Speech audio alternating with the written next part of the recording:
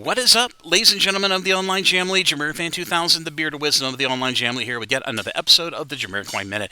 All the latest Jamiroquai news, and recently a very interesting podcast interview called the Dope Yeah Talk podcast. Did an interview with former Jamiroquai bassist Nick Fyffe, who was a resident bassist in the band Jamiroquai right after the departure of Stuart Zender from the band. And he goes into great detail about his life since post Jamiroquai, but also talks about how he got into Jamiroquai in the first place. So let's get into more news about that. Hi, this is Stuart Zender, and you're watching the JamiroFan2000.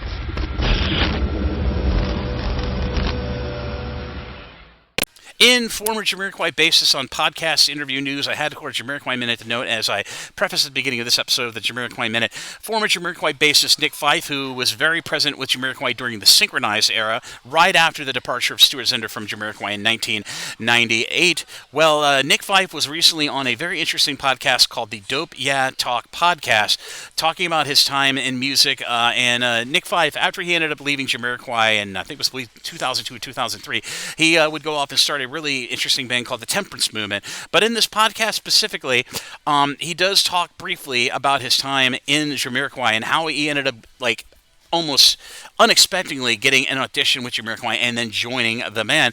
I did timestamp this really good, nearly 1 hour and a half interview with Nick Fyffe by the Dope Yeah Talk podcast. So if you'd like to check out the portion where he talks about how he got an absolutely miraculous audition out of nowhere to join Jamiroquai after finding out in a magazine that Stuart Zender had departed from the band, or if you want to just like to watch the whole podcast, a very engrossing conversation with Nick Fyffe, and I think I speak for the Jamily when I say thank you for him for being on this podcast talking about his time in and out of Jamiroquai. We've all been wondering how he'd been doing.